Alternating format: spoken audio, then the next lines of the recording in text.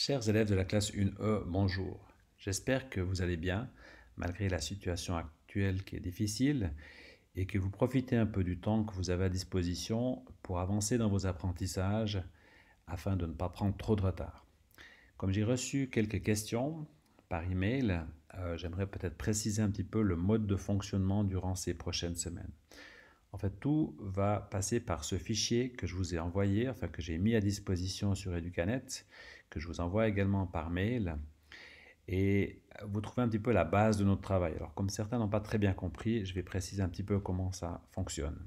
Tout d'abord, s'il vous manque du matériel, vous trouvez sur FreeSchool les fiches ou le livre et vous pouvez donc télécharger ce qui vous manque. Ensuite, vous trouverez chaque semaine le programme que je vous propose durant la semaine à avancer dans la mesure du possible. Par exemple, cette semaine, vous avez les rituels 69 à 72. Vous avez le programme à avancer dans le chapitre NO 9.3. Alors, vous devez cliquer sur l'onglet qui est en dessous pour trouver le programme. Si vous cliquez sur l'onglet NO 9.3, vous trouvez les exercices que je vous propose, par exemple NO 192, NO 194, et j'ai mis dans la colonne de droite les exercices que je vous demande de faire, dans la mesure du possible. Ensuite, on m'a posé la question, est-ce qu'il faut tout faire quand ce n'est pas précisé, les exercices qui sont en blanc? Je vous laisse libre, si vous êtes libre de les faire ou non. Si vous avez envie d'avancer, si vous avez envie de perfectionner, si vous avez du temps, vous êtes libre de les faire, mais ce n'est pas obligatoire. Lorsqu'on aborde une nouvelle partie d'un chapitre, comme ici la partie fraction partie d'un tout, si c'est nécessaire, je mets une théorie à disposition. Ici, la théorie se trouve dans l'onglet Théorie NO 9.3. D'accord?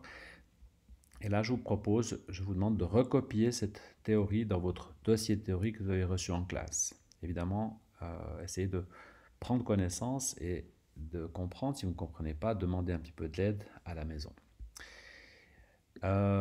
Ensuite, lorsqu'on va aborder une nouvelle partie du chapitre, la semaine prochaine, je mettrai ici à disposition les exercices pour la semaine suivante. Pour conclure, je mettrai aussi la semaine suivante les corrigés, qui vous permettront donc de corriger votre travail.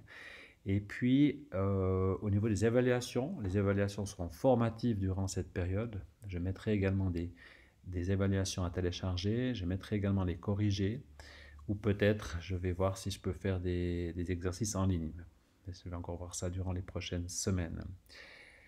Pour terminer, si vous avez des questions, n'hésitez pas à me les poser par email et dans la mesure du possible, j'essaierai d'y répondre.